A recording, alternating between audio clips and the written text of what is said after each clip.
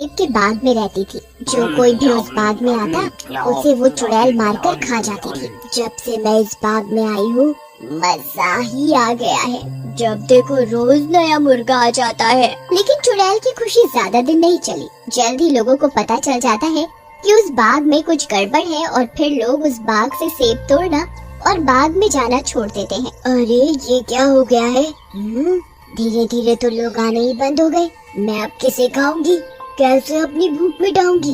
तभी चुड़ैल की नजर सामने पेड़ पर लगे सेबों पर पड़ती है। मजा आ गया। ये तो मेरे दिमाग में ही नहीं आया। लगता है आखिरी बार किसी मंद बुद्धि का मांस खाया था। अरे लोग नहीं आ सकते तो क्या, मैं तो उनके पास जा सकती हूँ।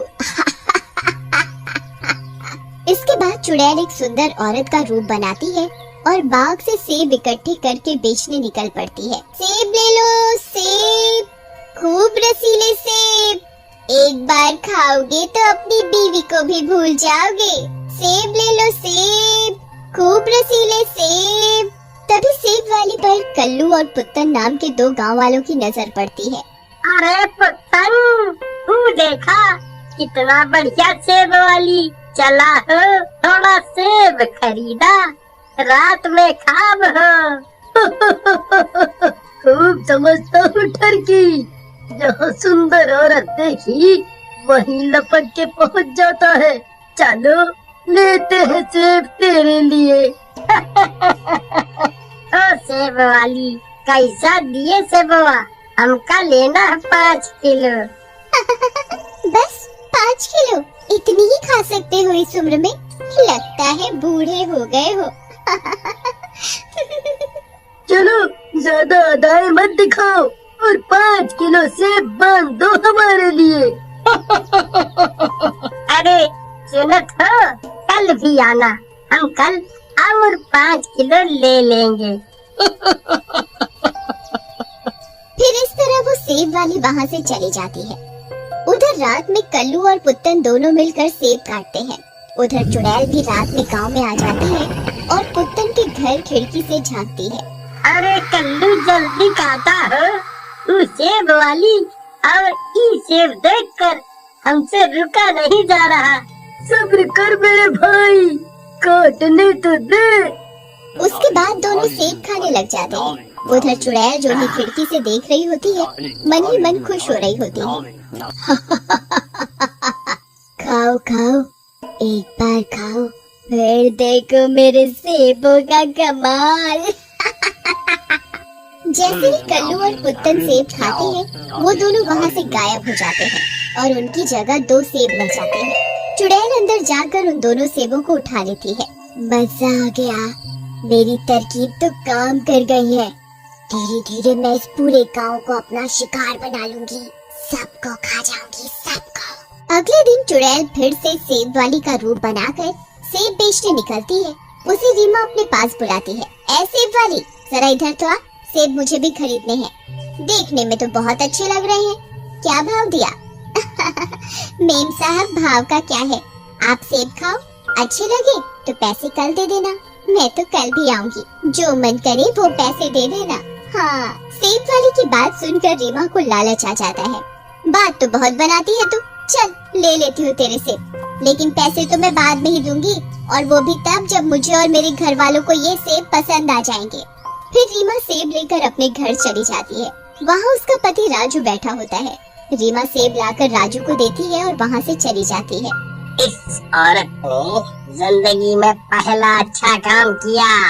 इतने बढ़िया सेब भला इस सिरफरी को कहाँ से मिल गए? ये कंजूस आज कहाँ से सेब खरीद लाई? लेकिन मुझे क्या, मैं तो खा लूं जल्दी से। राजू सेब खा जाता है, लेकिन राजू जैसे ही सेब खाता है वो भी सेब बन जाता है। उधर रीमा घर वापस आती है और राजू को घर पर ना पाकर गुस्से में आ जाती है। इस आदमी से तो मैं दुखी आ गई हूँ, कब आता है कब जाता है कुछ पता नहीं चलता, आवारा कहीं का। उसी रात चुड़ैल वापस राजू के घर आती है। एक और नया शिकार। जय हो चुड़ैलों के देवता की। इस तरह तो मैं दुनिया की सबसे ताकतवर चुड़ैल बन जाऊंगी। पहले इस राजू सेब और बाकी के सेबों को तो अपने कब्जे में ले लूं। फिर चुड़ैल सेब को लेकर उड़कर अपने बाग में चली जाती है। उधर राजू काफी देर तक घर नहीं आता। इस वजह से रीमा चिंता में पड़ जाती है। ये राजू ऐसे तो कहीं नहीं जाता और रात में तो हमेशा घर लौट आता है, लेकिन कहाँ गया? और देखो तो सारे सेब भी खा गया, भूखा कहीं का। चलो ढूंढो अभी से। हाय रे मेरी किस्मत, कैसा नास मीठा पल्ले पड़ गया है। अगले दिन सुबह रीमा को बबली मिलती है। अरे रीमा बहन, के होया?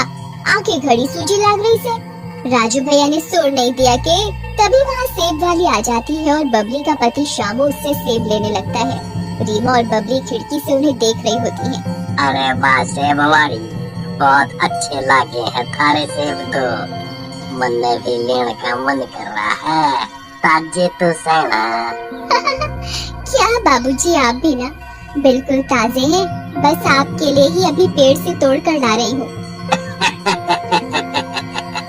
अच्छा, बातें तो तू अच्छी करे से, लेकिन मैं यूं थोड़ी लूं, पहले चेक करूंगा। फिर सेब वाली उसे एक सेब देती है। सेब खाते ही शामू को चक्कर आने लगते हैं।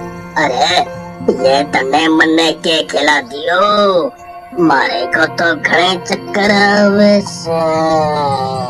तभी शामू नीचे गिर जाता है और सेब बन जाता है। सेब वाली भी चुड़ैल के रूप में आ जाती है और शामू को उठाकर वहाँ से उड़ जाती है। ये सब रीमा और बबली देख लेती है। अरे बबली बहन, मेरा पति तो सेब बन गया से। अब मैं क्या करूं? पता नहीं चुड़ैल उसने कोई फ्रूट चाट में ना खा गई होवे। हाय मेरे पति, बेचारे को सेब बना दिया। मन ने भी कोई ककड़ी वगैरह बना देवे। हाय रे मेरा पति। अरे चुप करो रीमा बहन, अब उसने कुछ भी किया हो शामू भाई का, हम उसे पकड़े बिना नहीं रह सकते, इसलिए तुम परेशान मत हो। फिर रीमा और बबली गांव के प्रधान को जाकर सारी बात बताती है। अच्छा बबली बेटी, अगर ये सब सच बात है तो हम सब लोग सचमुच खतरे में हैं और हमें अपनी जान बचाने के लिए कुछ करना होगा। फिर प्रधान जी और गांव वाले हाथ में गंगा जल लेकर सेब के बाग में जाते हैं। प्रधान जी, हम कहते हैं क्यों ना गंगा जल छिड़क कर इस बाग में आग लगा दे, जो कुछ छोड़ी जल कर भस्म हो जाए। हाँ, जैसा तुम लोग ठीक समझो, मुझे तो सिर्फ अपना गांव बचाना है। फिर गांव वाले सेब के बाग में गंगा जल छिड़क कर आग लगा देते हैं। आग लगते ही चुड़ैल का जादू खत्म होने लगता है और गांव वाले जो सेब बने थे वो भी ठीक हो जाते हैं और वहाँ से भागने लगते हैं। मैं ठीक हो गया प्रधान जी, मैं ठीक हो गया। आपने मुझे चुड़ैल का फ्रूट चाट बनने से बचा लिया। तभी चुड़ैल वहाँ आ जाती है और बहुत गुस्से में आ जाती है। अरे ओ राजू, पहले यहाँ से भाग ले। और देख, तेरी अम्मा आ गई, फिर खुशी मनाना। आगो सब यहाँ से। अरे ये क्या किया दुष्टों, मेरा सारा जादू खत्म कर दिया। मेरे सालों की मेहनत बर्बाद हो गई।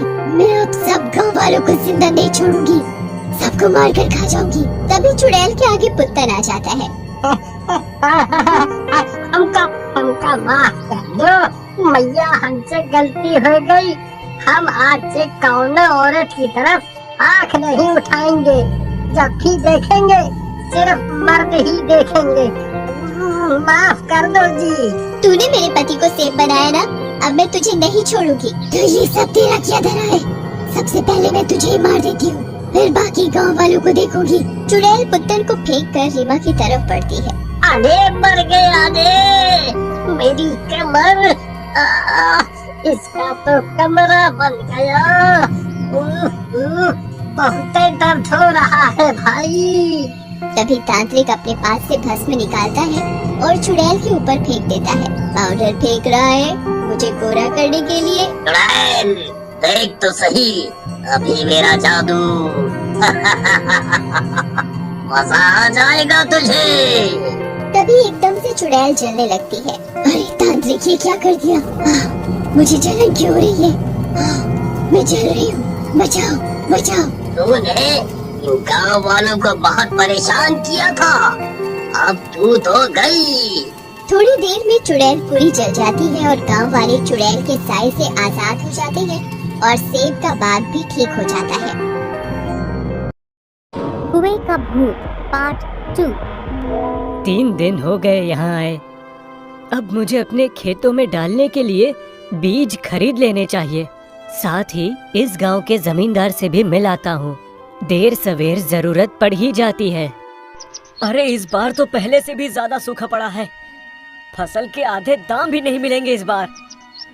हाँ यार, इस बार तो 2 वक्त का खाना मिल जाए यही गनीमत है। गलती हो गई इस गांव में खेत लेकर। अब कैसे चलेगा घर? अचानक घनश्याम की नजर एक कुएं पर पड़ती है। वो पानी से लबालब भरा हुआ होता है और जिसमें से सुनहरी रोशनी आ रही है। घनश्याम पास जाकर देखता है कि उसमें सिर्फ पानी नहीं बल्कि सोने के सिक्कों का ढेर भी है। अरे वाह, अब तो मेरे पास इतना धन होगा कि मुझे खेती करने की कोई जरूरत ही नहीं होगी। ये कुएं के भूत का खजाना है, इससे दूर रहो। मतलब बहुत साल पहले की बात है। तब ये गांव बसा ही नहीं था। उस समय एक तांत्रिक ने ये कुआं बनाया था और उसमें अपना खजाना छुपा दिया था और उस खजाने की पहरेदारी करने के लिए लगा दिया एक भूत को। समय बीतता गया और यहाँ हमारा गांव बस गया। जो भी इस खजाने को लेने की कोशिश करता उसे उस भूत का सामना करना पड़ता। उस भूत को हराना नामुमकिन था, इसलिए जिसे भी वह भूत हराता था वह भूत की जगह ले लेता और पहले वाला भूत आजाद हो जाता था। फिर क्या हुआ भैया? फिर एक दिन एक बाबा आए और उन्होंने रस्सी लस्सी कंकड़ मिट्टी भूत प्रेत सब छू जैसा कुछ मंत्र पढ़ा। लेकिन गांव के जमींदार साहब उन बेकार की बातों को अनसुना करके बिना समय गंवाए खजाना लेने भागे। लेकिन वो जैसे ही वहां पहुंचे एक भूत ने उन्हें पकड़ लिया और अब 200 सालों से जमींदार साहब इस कुएं के रक्षक हैं। ये तो बहुत भयानक है। मुझे घर जाना चाहिए। मैं इस गांव को छोड़ दूंगा और अपने परिवार के साथ अच्छी जगह रहूंगा। कम से कम वहाँ भूत वाला कुआं तो नहीं होगा। अरे बाबा, आपको मेरी कोई मदद चाहिए क्या? बेटा, मैं मदद लेने नहीं करने आया हूँ। मतलब? बेटा, जो मेहनती ईमानदार और चतुर होगा केवल उसे ही मिलेगा उस कुएं का खजाना। कुएं के भीतर धन रखा है अपार, उस धन का है एक पहरेदार। दही रस्सी पत्थर तलवार लेकर जल्दी हो जा तैयार। ये सब देखकर घनश्याम घबरा जाता है। उसे सुबह से उस कुएं के बारे में जो कुछ भी सुनने को मिला था उससे वो उस गांव को छोड़ने की ठान लेता है। अरे सुनती हो, मैंने ये गांव छोड़ने का फैसला कर लिया है। अपना सारा सामान बांध लो। पर हुआ क्या है, बताइए तो। तुम्हें विश्वास नहीं होगा आज क्या हुआ। गांव के बाहर एक कुआं है जिसमें बहुत सारा खजाना भरा है और मुझे एक चमत्कारी बाबा मिले जिन्होंने मुझे एक बहुत अजीब बात बताई कि उस कुएं का खजाना लेने के लिए दही रस्सी तलवार और पत्थर काम आएंगे। और ये कह के वो गायब हो गए। मुझे इस झमेले में पड़ना ही नहीं है। तुम चलो यहाँ से। देखो जी, मुझे तो बाबा बहुत पहुँचे हुए लगते हैं। उनकी बात पर यकीन करने को मन हो रहा है। एक बार आपको उनकी बात मानकर वहाँ ये सारा सामान लेकर जाना चाहिए। ठीक है, तुम कहती हो तो मैं चला जाता हूँ। घनश्याम बाबा का बताया हुआ सारा सामान लेकर कुएं के पास पहुँचता है। जैसे ही घनश्याम उस कुएं में बाल्टी डालता है, अगले ही पल उस कुएं के अंदर से भूत की भयानक आवाज आती है जो उस कुएं की रक्षा कर रहा था। खबरदार, चला जा यहाँ से। मैं 200 सालों से इस खजाने की रक्षा कर रहा हूँ। अगर तुझे ये खजाना चाहिए तो पहले मुझे हराना होगा। मैं भूत हूँ, वो भी जमींदार का भूत। मुझे आज तक कोई हरा नहीं पाया, तो तू किस खेत की मूली है? अगर तू भूत है तो मैं तुझसे भी बड़ा भूत हूँ। मैं तुझ जैसे छोटे मोटे भूतों से नहीं डरता। अच्छा, अगर ऐसी बात है तो दिखा कि तू मुझसे भी बड़ा भूत है। इंसान जैसा दिखने वाला कमजोर भूत। किस्मत से पास से एक ट्रैक्टर गुजरता है जिसकी इंजन से आवाज आती है। भूत को लगता है कि वो घनश्याम की हंसी है। अच्छा, तेरी ये मजाल, तू मेरी नकल कर रहा है। अब ये ले। भूत कुएं के अंदर से घनश्याम पर थूकता है, लेकिन घनश्याम बच जाता है। फिर घनश्याम थूकने की आवाज के साथ दही का कटोरा भूत पर उड़ेल देता है। तो ये ले छोटे भूत, अब मेरी बारी। हाथ थू। फिर वो भूत अपने लंबे लंबे नाखून घनश्याम को दिखाता है। ये देख मेरे नाखून। क्यों, डर गया? तो ये देख, तेरे सब नाखून से बड़ा तो मेरा एक ही नाखून है। घनश्याम अपनी लाई हुई तलवार को कुएं के भूत को दिखाता है, जिसे देखकर वो भूत थोड़ा घबरा जाता है। अब ये देख मेरे बाल, ये उधेड़ेंगे तेरी खाल। भूत अपने कुछ लंबे मैले कुचैले बालों को तोड़कर घनश्याम की तरफ फेंकता है। अरे इतने कमजोर बाल, अब देख मेरा बाल। मैं तो इसी से तुझे बांधकर गांव के चक्कर लगवाऊंगा। घनश्याम कुएं से रस्सी लटका देता है। तेरी इतनी हिम्मत, तू मेरा मुकाबला करेगा? अब तेरी खैर नहीं, मैं तुझे पत्थर मार मार कर मार डालूंगा। भूत जैसे ही घनश्याम पर पत्थर फेंकने की बात करता है, घनश्याम अपने साथ ठेले पर लाया हुआ बड़ा सा चट्टान का टुकड़ा कुएं में फेंक देता है। इसके साथ ही कुएं का भूत हार जाता है। अब ये ले मेरा जवाब। और कुएं का सारा खजाना तैरकर कुएं से बाहर आ जाता है। अरे वाह, इतना सारा खजाना पाकर तो अब मैं इस गांव में ही रह सकता हूँ और अपने परिवार और इस गांव का भला कर सकता हूँ। तभी उस कुएं से एक तेज रोशनी बाहर आती है और उस रोशनी से आवाज आती है कि धन्यवाद घनश्याम, अब मैं श्राप मुक्त हो गया हूँ। न ये खजाना बचा और न ही मेरा श्राप। अब मुझे मुक्ति मिल जाएगी। घनश्याम वो सारा धन लेकर अपने घर चला जाता है और उसी गांव में एक बड़े से घर में रहने लगता है।